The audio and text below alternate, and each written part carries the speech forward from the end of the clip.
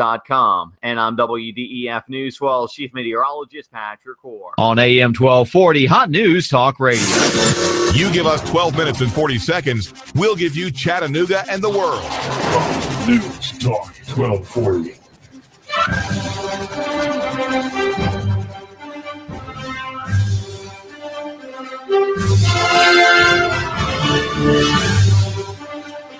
Hello, everybody. My name is Keon Rose. You're listening to Clutch with Keon Rose. This is AM 1240 Hot News Talk Radio as my NFL-inspired theme music blares in the background. It is a good reminder that today is the first day of NFL football. So Merry Christmas, everybody. It's the first early gift. It's like when your parents let you open up a gift on Christmas Eve, and then you had to open up the other ones on Christmas. This is the first day of NFL football. It's the Steelers. It's the Patriots. Tonight, Tom Brady will be playing as he won his Deflategate case in court. And it's an intriguing matchup because you have two teams that have Super Bowl aspirations, could actually make it to the Super Bowl. Two great quarterbacks, Tom Brady, Ben Roethlisberger, and they're going to show down later tonight. We have it here on AM 1240 Hot News Talk Radio. We have the NFL every Sunday, but also we have Thursday night football. We have Monday night football. Our signal is strongest in Saudi Daisy, but if you can't listen to us on terrestrial radio, that's fine. All you have to do is go to hotnewstalkradio.com and you can stream live NFL broadcast. If you're mobile, you're out shopping, you're out getting groceries, you're out and about and you're busy, you have a smartphone, search Hot News Talk Radio in the TuneIn Radio app, which is free, by the way, in the Apple Store or the Google Play Store, and you'll have Hot News Talk Radio wherever you go, and very specifically, you'll have NFL football wherever you go, courtesy of AM 1240. You're welcome. I think the thing that we talk about the most when NFL season rolls around is we talk about who's going to win. And we talk about it as though we have some crystal ball that we can see into the future and know. And I understand that that's part of the fun is guessing who's going to win and who's not going to win.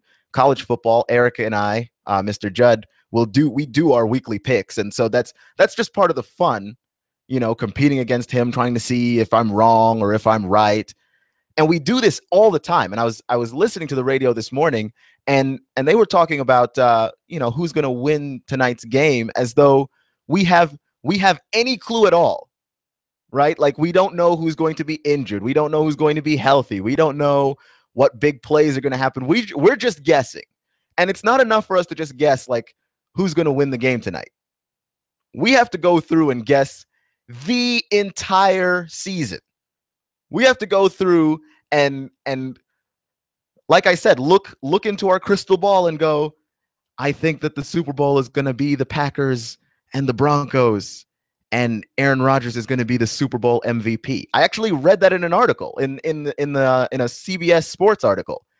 The whole staff was going down and saying, this is what I think is going to happen this season. This is who I think is going to win MVP. This is who's going to win Offensive Player of the Year, Defensive Player of the Year. Like any of that matters and can be predicted right now. If Aaron Rodgers gets hurt on Sunday, that whole conversation goes up in smoke. It's all over. And I understand we need stuff to talk about. But man, can't we just be happy to have the football? Like, can't we just be pleased? And I did mention the Packers and the Broncos because that is my Super Bowl pick. I get caught up in it too. Everybody does. That is part of the joy of it. But there's some more cynical part of me that wonders, why aren't we just happy that it's back? Why do we have to also try and figure out and ping exactly where in the season what's going to happen and who's going to go on a run when? We're going to be wrong. Like, no matter what we say, we're going to be wrong. They have these advanced computers that will just run each of these games through simulations thousands and thousands of times, and they'll account for injuries and weather and all of these things. And the computer has the Packers with the highest chance of being a Super Bowl champion out of 32 teams, because there's only one champion, 32 teams. We play over 800 games in total, including the playoffs, to get to that one point where we have a champion crowned.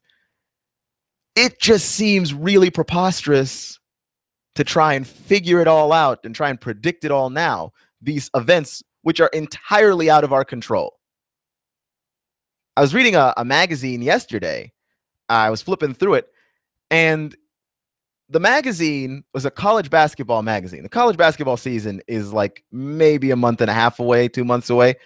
And that magazine has already predicted all 64 teams that are going to make the NCAA tournament and who's going to win the entire tournament. We haven't even played a single warm-up game.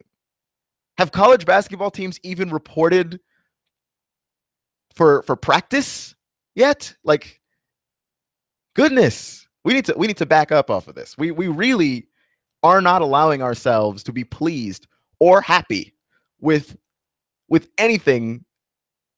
Once we have it, now we've got to predict the future. Now we've got to try and see who's going to win. Now we've got to try and see who's going to be the champ. Look, I'm going to watch tonight's game. I do think the Steelers are going to win the game. I think that they are just that much better and more of a well-rounded team. They have a lot of injuries everywhere. Biggest injury is to Mike Pouncey, their center, who is arguably the best center in the entire league. I don't think that the Patriots will have enough to overcome the Steelers defense, which is not great, not like in years past, but it's solid. And the Patriots defense is lagging behind too. So I understand the appeal of trying to predict this all out. It's the reasoning, it's the talking through, this guy's going to do this and Ben Roethlisberger is going to do this. But can't we just be glad it's back? Like, for me, I really like the stories. I really enjoy the stories of the games. Like, for instance, Ben Roethlisberger, the quarterback of the Pittsburgh Steelers, and the offensive coordinator of the Pittsburgh Steelers, Todd Haley, they've had interplay before. They've had back and forths. They disagreed with each other. They've fought one another. And finally, all of these things can kind of get put behind them, and they've done a really, really great job of basically hammering out their differences and coming to a point where they can actually work together to win football games. And to me, that's amazing. That's one of the more impressive storylines. Never mind Tom Brady and deflated footballs. And we've got like a number of different storylines as well. Coming up, we've got the Redskins and the Dolphins on Sunday, which is a game that I've obviously been keeping an eye on. Mostly because the Redskins have had their whole Robert Griffin, is he the starting quarterback or is it Kirk Cousins? And does the coach know what's going on? And do the team doctors know what's going on? And Dan Snyder might have tried to bribe Native Americans so that they won't say that the team name is racist. Lots of things have happened there.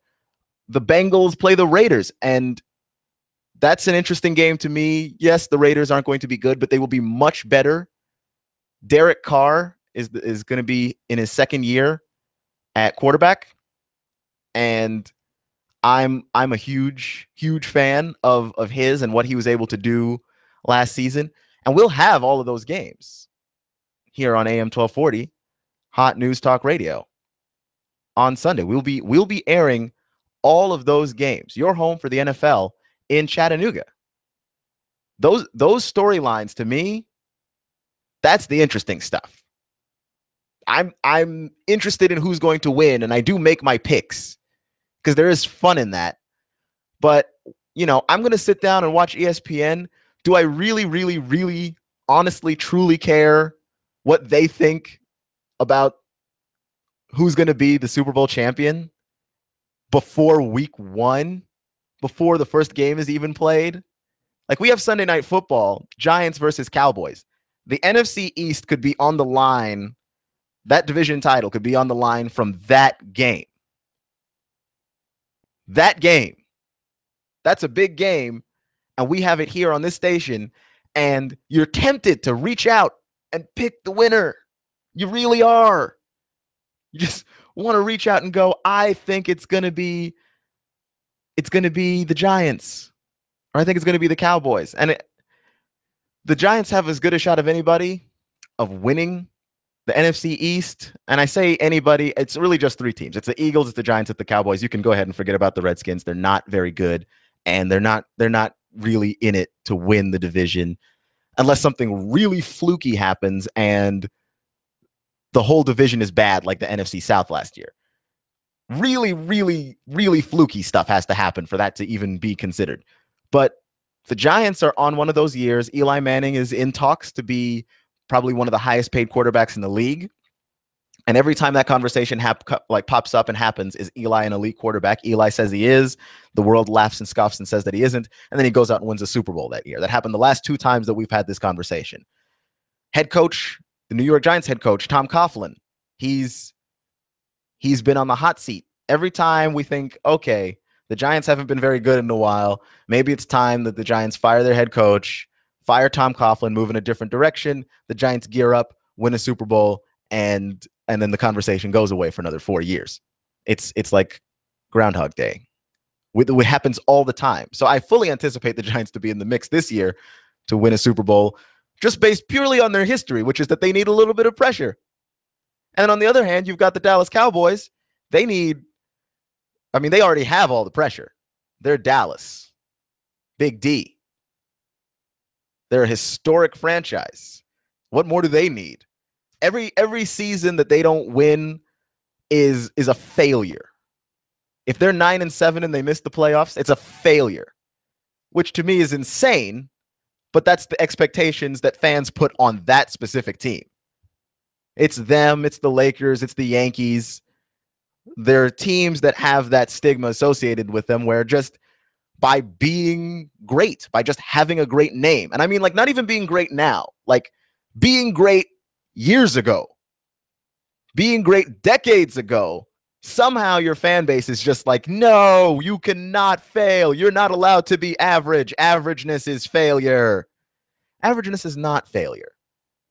If you're the Browns and you finish with 8 wins this season, that's success. You don't need a title for someone to tell you that. Your team was bad and now they are better. Only one team in 32 gets to be the champion. It's really, really hard to do. You can't just show up, try your hardest, and win a Super Bowl. Because there are other teams that are trying their hardest too, and they might be more talented than you, or they might match up differently or better than you. So no, you can't call it like it's the same thing. And we do that very, very often. And so the Cowboys have unearthly amounts of pressure, but they're also a very, very good team. Got just as good a shot as anybody of winning a Super Bowl. I don't think they will. I think the Eagles probably win the NFC East, to be honest with you. But that's a tough call to make, which is my point. This entire season of simulation, and I think computers probably are to blame for this more than anything. Computers have made it so that you can run in and you can simulate a game, and it'll give you not just what it thinks the score is going to be, but how many first downs a team is going to have and how many catches a specific receiver is going to have. And we know for a fact that Tony Romo is going to be 20 of 33 and throw 2 touchdowns and an interception. And they'll give you the quarter-by-quarter breakdown. There's a site called What If Sports that's really good for that. It will give you a quarter-by-quarter breakdown as though that game actually happened. This completely hypothetical game that only happened on your computer because you put those numbers in. It's insane. And by choosing the home team, choosing the away team, choosing the weather affects all of these stats and information. And I love stats. I am a giant sports nerd. Nobody loves stats more than me. I don't run out a whole lot of stats in this show because I'm trying my best not to put you to sleep. That's not the goal. The goal is to entertain, enlighten, and have a little fun, and also maybe learn a lesson or two along the way. My goal is not to put you to sleep. But if I did have the numbers that I wanted to have, you would all be snoring right now. But at least the numbers that I like to play with are real, actual numbers, tangible numbers. The numbers that you can mess with now are completely hypothetical. They never happened, except on your hard drive, on your computer. I'm trying to talk a little bit of technology because if you missed it earlier from 12 to 1, we usually have the digital drive with Russell, and he's out today battling illness. He played hurt yesterday, you know, put on the turf tape, wrapped it up, and came out anyway. But today, the sickness was too much for him. He couldn't make it, and we'll hope to have him back tomorrow. Here on AM 1240 Hot News Talk Radio, your home for the NFL. Do you hear this music? Does this not get you fired up? Are you not ready to go for football tonight, Sunday? We've got 3 NFL games, a triple header, and we'll talk more about those next here on AM 1240, Hot News Talk Radio.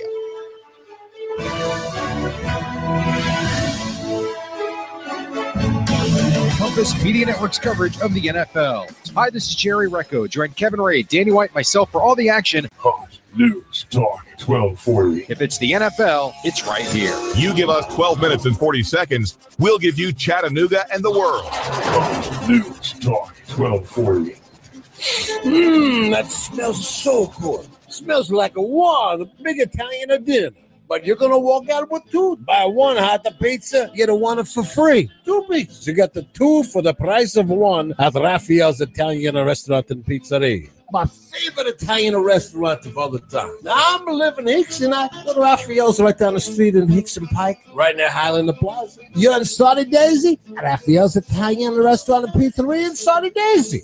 Just next to Saudi Daisy Church of God. Hey, you're on Signal Mountain. There's a Raphael's Italian Restaurant and a Pizzeria. It's right on the main drag. You're going to love the pasta, the pizza. Buy 1 hot pizza, get a 1 for free. 2 pizzas. You got the 2 for the price of 1 at Raphael's Italian Restaurant and Pizzeria. Tastes so good. Bring the whole family. Come on, Raphael's Italian Restaurant and Pizzeria. Mangia. Salute. Tired of insurance companies? Tired of doctors that won't spend time with you? Do something different. Leave the sick care model of medicine and come to Dr. Danielle Mitchell, the Chattanooga Sports Institute and Center for Health, where we're interested in long-term health solutions, not the quick fixes. Come see me, Dr. Danielle Mitchell, at the Chattanooga Sports Institute and Center for Health. I'm all about the long-term healthcare solutions and doing what's best. On the web, you can find me at ChattanoogaSportsInstitute.com. That's ChattanoogaSportsInstitute.com. Or call us at 875-1005, 875-1005, or find us on social media, Facebook, Dr. Danielle Mitchell, or the ChattanoogaSportsInstitute.com. Let's go, ya! Are you tired of working in corporate America, or have you recently lost your job and would like to consider owning your own business? If you are, please call me, as I can help you look at franchises or business opportunities that fit you, the economy that we're in, and the type of businesses that are right in the greater Chattanooga area. After I help my clients find the right opportunity, I also help them find the best way to finance the business, including paying yourself through the startup phase. If you would like to learn more about opportunities that may be right for you, please call me for a free assessment. My name is Bruce Krebs at the Entrepreneur Source. Phone number is 423-875-5621. Hi, I'm Rebecca Costa, host of the Costa Report every Sunday at 9 a.m. My guest this week took over as Executive Director of the American Civil Liberties Union 7 days before the 9/11 attacks. Anthony Romero will be here to talk about the growing need to protect liberties guaranteed by the Constitution. Don't miss an honest look at post-9/11 America right here on AM 1240 Hot News Talk Radio. You give us 12 minutes and 40 seconds, we'll give you Chattanooga and the world. News Talk 1240.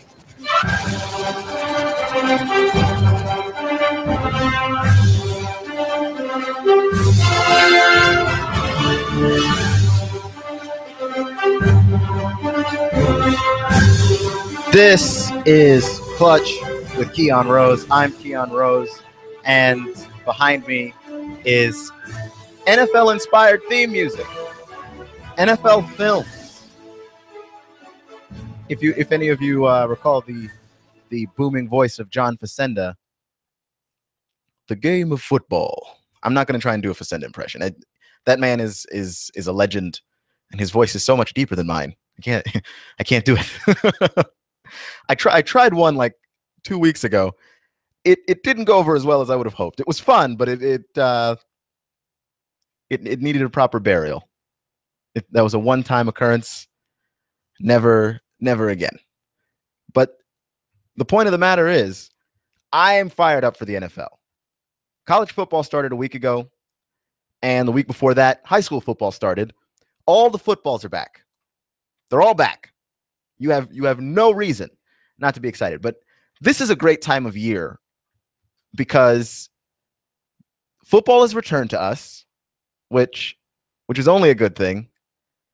And baseball is coming to a close, which makes me sad. I love baseball, but it makes me sad to see it go. But right here in the season, coming down to the end of the baseball season and heading into the postseason, to me, this is the most exciting part of the baseball season. You're watching baseball in June, late June, early July. It's still fun, but it's hard. That's a hard thing to watch. Early June baseball. Here's why. The baseball season has 160 some odd games. There's 160. That's a lot of baseball games, and at that early in the season, there's no sense of drama. There's no sense of urgency in the baseball season because you're just like, okay, we lost 6 in a row. We could win 6 in a row too, and be right back on track. Or we lost 6 in a row. The other guys lost 6 in a row. What difference does it make? You've only played a third of the season. The sense of urgency is much higher in football. Let's put it that way. There's only 16 games in the NFL. Less in college. Which means if you lose this week, that's a good chunk of your season. You lose 4 games in a row in the NFL, you've literally lost a quarter of your season. A fourth of it just gone up in smoke. The economic value of each game is just higher in football, which is yet another reason why it's one of the dominant sports in this country. You have drama from week to week. In baseball and basketball, in sports with more games, it's much harder to say the sky. Like you want to be Chicken Little, okay? Especially in the sports media. Every little thing that happens, we want to go, the sky is falling. We want to scream to the heavens how this team is finished, and quite frankly, it's hard to do in baseball. Losing 10 games in a row is not good in baseball, in any sport, really, but it's not good. And it's definitely terrible for morale. But from a perspective of the season's really, really, really far from being over, yeah, you're fine. Especially early in the season, you're okay. That sense of urgency is there in the NFL because you lose 6 games in a row. That's almost half the season. You're just a bad team at that point. You're drafting very high on draft day because you're awful and you will not make the playoffs. Unless you're in the NFC South. And if you're in the NFC South, I take that back. If you're in the NFC South, you actually can make the playoffs. But again, that's the exception and not the rule, which is why this part of the baseball season is so wonderful because now all of these games do have that weight that you want. All of these games start to matter just a little bit more. You lose if you are trying to fight for a wild card spot now and you lose 6 games in a row now in the baseball season, you are toast. You're not getting in. These teams are tightly bunched together. This postseason race is incredible. It's highly entertaining. And it brings out some attitudes that maybe aren't the best in people, but highly, highly entertaining to watch. I watched a clip of Joey Votto the other day playing for the Reds.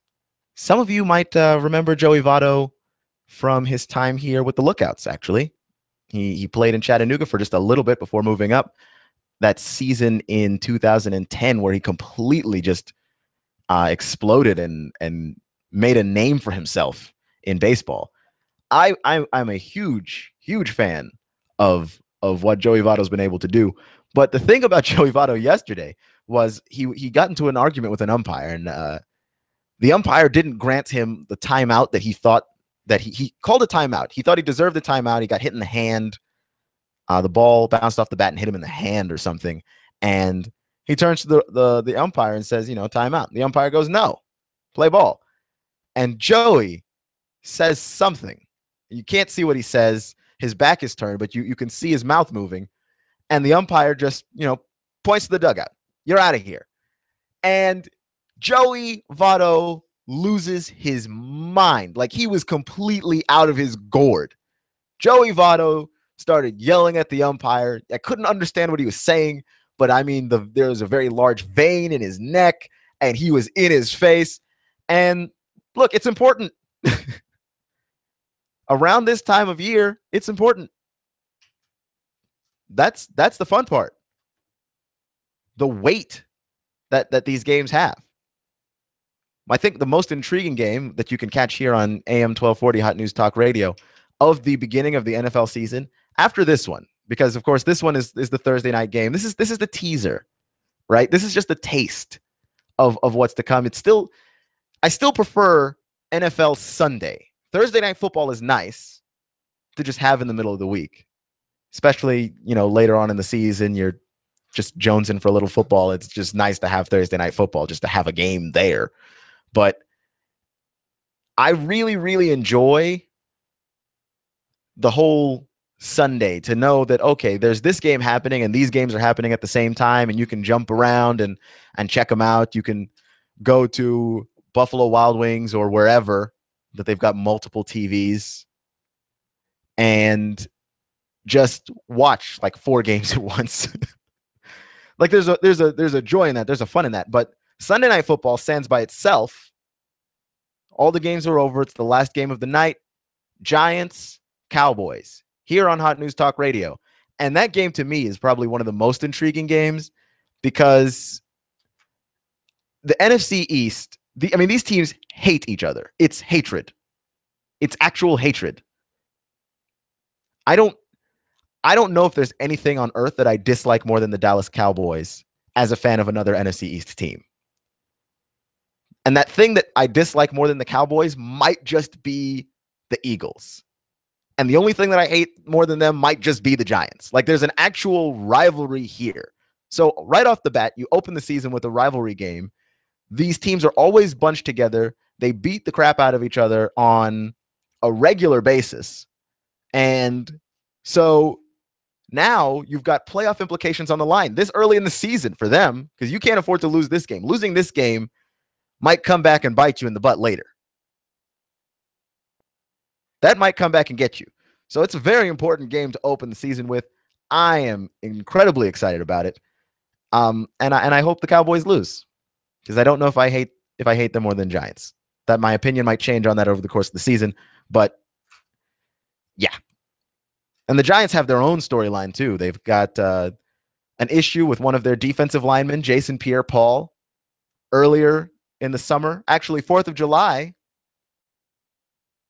Jason Pierre-Paul, messing around with fireworks, blew off his finger. And so now the team didn't want to pay him, obviously, because, there's a reason why doctors have their hands insured. Why, if you're a hand model, you have your hands insured. You use your hands a lot in football. You grab at people's jerseys. You're pushing. You're shoving. You use your hands a lot. And what you're telling me here is, yeah, it's okay. Still pay me lots of money, even though I'm missing a finger and a half from messing around with fireworks. It was not an intelligent decision, but I'm not going to beat up on Jason Pierre-Paul for what he did. But you can't expect to get paid afterwards, though. That's ridiculous. That if I came to the station, if I came to work and said, you know what, I've been yelling in my spare time, just yelling, just going out into the woods to yell, and now I'm losing my voice. I would still like to be paid, though. Like, it's incredibly unwise to just randomly go out into the woods and yell, knowing that I used my voice. But I mean, that's not something that people should beat up on me for. But I shouldn't expect to get paid afterwards. That's not wise at all. So they were going to go and they were going to try and play Jason Pierre-Paul, but now it looks like he's not going to start for the game on Sunday night because he's still not in game shape. He wasn't able to practice, obviously, because he was missing a finger, and still is missing a finger, but it's healing. So he's working out now in Florida while the team is going to start on Sunday night and play without him. So there's a whole lot of story and intrigue going on there. And Jason Pierre-Paul is an incredibly talented athlete, an incredibly talented football player. The money that he's asking for based on the production that he's put out in the league is completely reasonable. It's just nonsensical in light of the fact that he's missing a finger. I'd like to talk about the Texas Longhorns because they're the team that I grew up rooting for, and I just read a really interesting article on them. And you talk about things that come back to bite you in the butt later. If the Cowboys lose tonight's game, it might come back and bite them in the butt later. The Texas Longhorns have had things that they've done for years that are coming back to bite them in the butt now. They have a woefully talented team on the offensive side of the ball. Untalented team on the offensive side of the ball. They're not very good in just about every category, it looks like. The receivers, quarterback, you'd hope that you could get a little bit more out of running back Jonathan Gray. He didn't play very well last game, but also he didn't get very many touches last game. He carried the ball about 11 times, and head coach Charlie Strong wants him to carry it about 15 to 25 times a game. So yeah, he wasn't actually close to the target that they would like. And there's a whole lot going on with the Longhorns. And my least favorite part about that is that the last head coach, Charlie Strong, is the head coach now. And I think that a lot of people believe that he's going to be great for Texas. He's going to be able to turn that team around. But the last head coach, Mac Brown, who was extremely successful while he was there, except for in his latter years when the team just started going to rubbish. And part of that was just really delusional decisions in terms of he didn't go after talented quarterbacks. He didn't go after talented players because he thought he was fine with the players that he had. And he wasn't building to anything like you're supposed to. And those bad decisions have stacked up over time. And what they've done is they've left Texas with a team that is depleted offensively, depleted in some parts of the defense. But I think the defense is very good. I know they gave up 38 points to Notre Dame, but in fairness, Notre Dame's a very good football team. Notre Dame's really good. Brian Kelly, their head coach, is a really good head coach. I'm not worried about Texas's defense. I don't think anyone ever was. But that offense that only scored 3 points, that's ridiculous. That is incredibly, incredibly bad. And we'll delve a little bit more into it later. I'll try and come up with some analogies. I have some examples of things that you might be able to relate to when it comes to here's a bad decision you've made, and weeks later, years later, that's come back to bite you in the butt. It's come back to get you. It's what the Longhorns are experiencing right this moment. It takes time. The Washington Redskins, they're playing on this station as well. They're going to be the first game of the Sunday triple header. They're playing the Miami Dolphins, and their starting Kirk Cousins instead of Robert Griffin III at quarterback. And there are a lot of bad decisions that got them to that point also. It's stacks. It's like dominoes. You push one, the entire set falls over. This is AM 1240 Hot News Talk Radio, home of the NFL in Chattanooga. This is Clutch with Keon Rose. I'm Keon Rose. I'm glad you could join me today, and we'll be back with more sports talk next.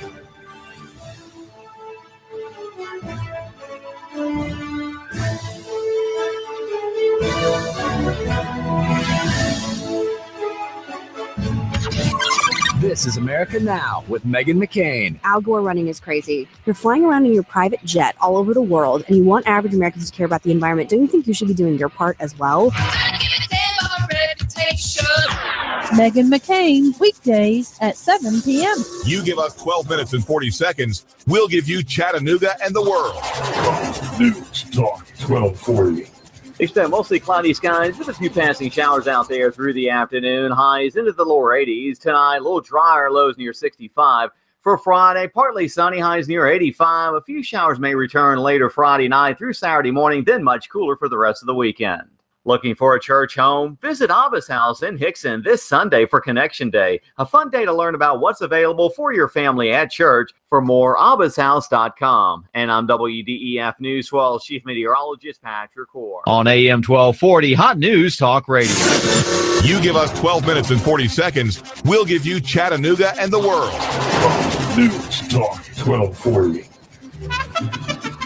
We've got a table here at Delia's in Saudi Daisy, ready to delight in a plate of authentic Mexican food. Delia's spreads a rich selection, loaded nachos, crazy chicken, homemade tamales, maybe the enchiladas with beef, chicken, pork, quesadillas. Every dish beautifully pictured on the menu to help us decide. Join us for lunch or dinner. We're at Delia's in Saudi Daisy on Dayton Pike near the Thrasher Light. Here's dinner. Delia's uses the freshest ingredients, cooked to perfection. Nachos, homemade. Delia's open every day except the Lord's Day. For lunch and dinner, treat yourself to Delia's genuine Mexican food. In Saudi, call 521-7145. That's 521-7145. Here you are, working to keep your customers happy and to manage your cash flow.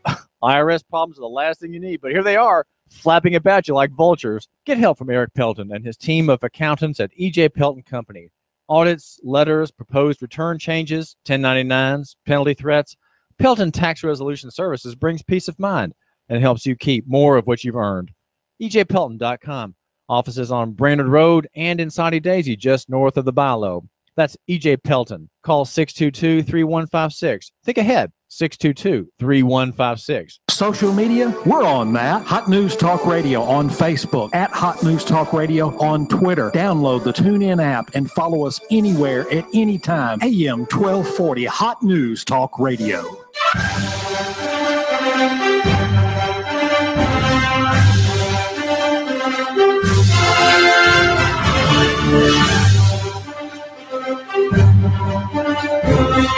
This is Clutch with Keon Rose. Thank you for joining me today. I am Keon Rose. I am glad to have you here. We're just talking a little football. Tonight is the first NFL game of the season featuring the Pittsburgh Steelers and the New England Patriots. Tom Brady beats his Deflategate case and will start. Had he not, he would have been suspended for 4 games, and we would have gotten to see Jimmy Garoppolo at quarterback. I don't know how many people were excited about that, but I'm more excited about Brady. Give me Brady, thanks. I'll take that.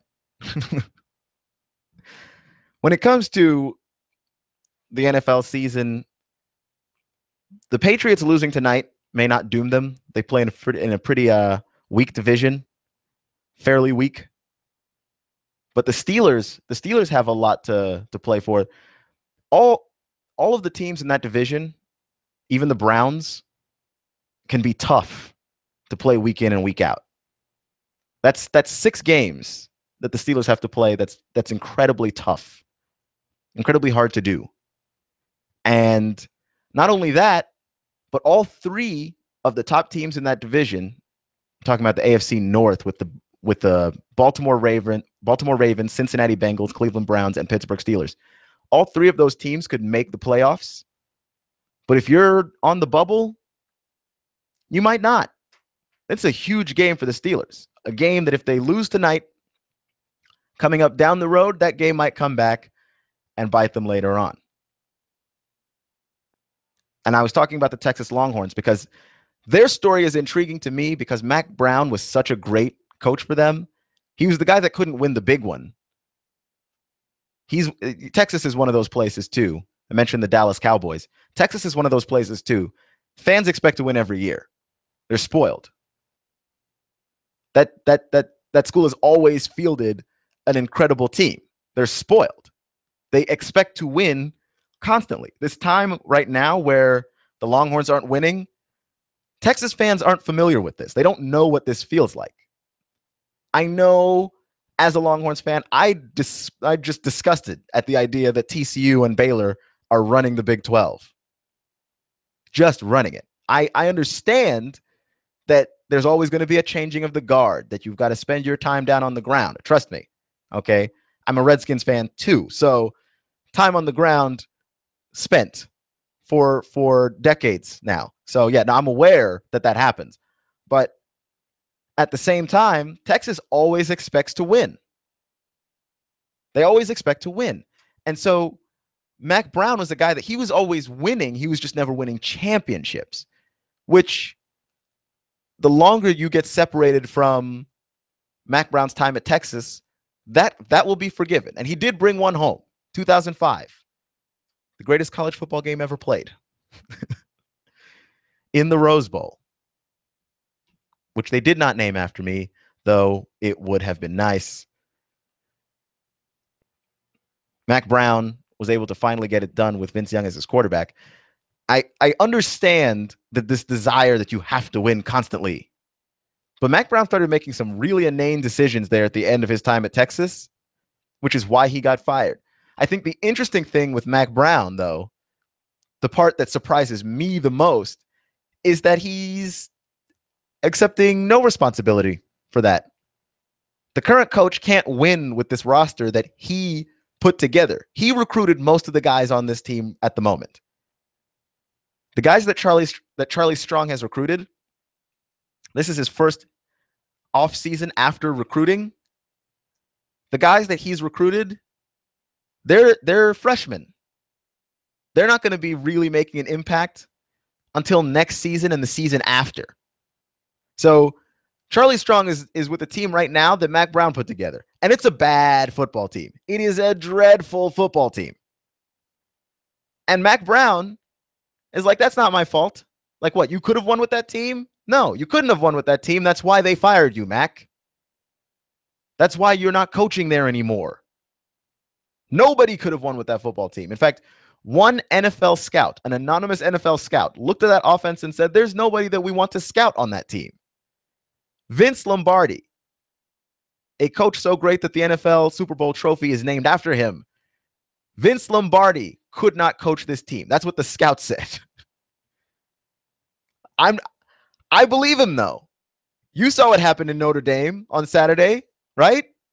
Like, I'm not the only one that saw that. That was bad. That team couldn't score any points at all. They looked like they were allergic to the end zone. They had a restraining order against them. They were just trying to stay away. That's bad. But it's not the players' fault necessarily, and it's not the coaching staff's fault, not the current coaching staff. It is Mack Brown's fault, and Mack Brown has just completely washed his hands of the situation. I have nothing to do with this. I didn't set this up. I didn't put this in motion. Yes, you did. You did. If you go to a gas station and you see that they've got those hot dogs on, or they've got, wings, or they've got some kind of food, or they've got sushi. Gas station sushi is an actual thing that exists on this planet. And if you are the unfortunate enough person, okay, to go in there and consume it, and then anything that happens to you in your day after that is your fault. That is a thing that stacks up. That is a bad food choice that you made that is now going to affect the lives of you and the nostrils of everyone around you. That's a bad decision. If you have credit cards and you're not paying your bills, eventually when they come for you and start asking for their money, you can't say, well, not my fault. You're going to have to own that one. You're going to have to own that one. And that's where we are. These are Mac Brown's credit card bills. Somebody else is now having to pay them off. And he's just said, nah, it's not my fault. And Mac Brown made a ton of money coaching at Texas, so I don't feel like he's particularly hurt in any way. There's nothing, there's no pain happening for him. Okay. But at the same time, Mac, it's your fault, man. It is. You have a team with no quarterbacks. This is the same Mac Brown, by the way, that could have recruited Andrew Luck, current superstar and Heisman finalist Andrew Luck. Played in Texas, played high school football in Texas. Could have recruited him.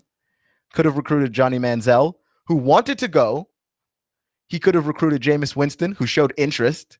He could have recruited Robert Griffin III, also lived in Texas. I mean, the list of quarterbacks that Texas did not look into, especially quarterbacks that were actually interested in going to Texas, it's a rap sheet at this point. It's becoming as long as my arm. It is insane to say that that's not your fault. If you have a bunch of responsibilities and you choose not to do them, you have a car, you don't give it an oil change, it's going to break down. And if you give that car to somebody else and it breaks down while they have it, it's still your fault. You did not get an oil change. That's just being responsible. That's the scary thing about America. We have all of these debts. We just keep kicking the can down the road. Let's just raise the debt ceiling some more. Let's just push it higher and figure it out later. Sooner or later, it's going to be time to pay the piper. And when that happens, it will be our fault. Like, we sit here and we just watch the debt climb and climb and climb. Like, that's not going to come back and get us later. That's ridiculous. It is entirely ridiculous. So yeah, no, that hurt my soul to see that. Mac Brown was just like, no, not my fault. I had nothing to do with that. All right, Mac. All right. And same thing could be said for the Redskins. But I think the bigger story of the Redskins today is that many Native Americans, a lot of tribes have come forward saying that the owner of the Washington Redskins, whose team name is being evaluated by everyone and constantly because it may or may not be a racial slur, we cannot seem to agree on that at all. A lot of Native American tribes coming forward and saying that the Redskins tried to bribe them, which makes sense. The Redskins want support for their team name, and they'd really just like a very large group of Native Americans to come out and just say for sure, this team is not racist. This team name is not racist. Please stop saying that. And I think if enough tribes actually came out and said that, we'd all let it go. But that's not the case. Everybody's offended. I'm not, a huge proponent of over-the-top political correctness, because I think that stops us from telling the truth about things. That we're so scared we're going to say things the wrong way that we end up not saying much of anything at all. So I get it. I really do. But I don't have a ton of sympathy, I do have a ton of sympathy for Native Americans, because here's the thing. If they say, and I mean, most Native Americans say, this name is offensive to us, okay? And it is a racial slur, and it does hurt us every time we see it, then, I feel like maybe give it a change. The Cleveland Indians had to do it. They're still the Indians, but their logo, they just changed it to a red letter C, as opposed to the Native American caricature that their logo used to be, Chief Wahoo, that is racist. I'm very hard pressed to look at that and go, that's fine. That's quite racist. The Braves had to do it. The Braves had a mascot. His name was Chief Nakahoma, which is funny, but also racist. So I feel like, personally, if they're saying the name to them is racist, go ahead and change it. Change it to the Warriors. Change it because the logo isn't racist. It's not a caricature or anything. It's actually designed by a Native American. Like, the Redskins logo is fine. It's the name that everyone has a problem with, and there are plenty of Native American inspired names that we don't have to stick on Redskins as though that this is the hill that must be died on always. And I understand tradition, but what about Native American tradition? We're going to talk about Redskins tradition. You're a football team. You don't have nearly as much tradition as an entire Native people. You just don't. There's no way to get around that one. You just don't have as much. And you shouldn't. You shouldn't have as much of a say in like any of it. Just ask them if they can settle. Ask them if they're open to settling. If they're not open to settling, change the name. It's not that hard. I'm not going to be like one of the Washington Post reporters and start saying what, like was a Washington Post reporter whose name escapes me at the moment. He basically said, you know what, the team name is racist, and I feel so strongly about this that what I'm going to do is I'm not going to say the word Redskins. I won't write it in print. I won't say it on the air. I just won't. No, man, that's going too far in the opposite direction now, because you are not offending with it. They're saying that the team existing with that name is offensive. You saying the team name is not offensive. I think that's just going well and beyond and over the top in the clear opposite direction. I will say this, though. When it comes to names that become offensive or are seen as offensive over time, I was talking yesterday about changing with the times, of rolling with the time period as it changes, as we have advances in technology, as we have social advances, changing with these times. Because if you don't, you're a dinosaur. I think we finally reached a point in our culture where a bunch of Native Americans have stood up and said, this name is offensive to us. Please stop using it as your team name. And then, in the name of tradition and football, the Redskins have said no, especially Daniel Snyder, the owner. He has said no. He will not change the name for any reason. And that, to me, is beyond ridiculous. It is preposterous. And it's one of the things that's made Dan Snyder Dan Snyder. It's one of the things that he's known for, his stubbornness. Thank you for joining me on Clutch with Keon Roae. Have a great day and enjoy the football tonight and this weekend here on AM 1240 Hot News Talk Radio. Expect mostly cloudy skies with a few passing showers out there through the afternoon. Highs into the lower 80s.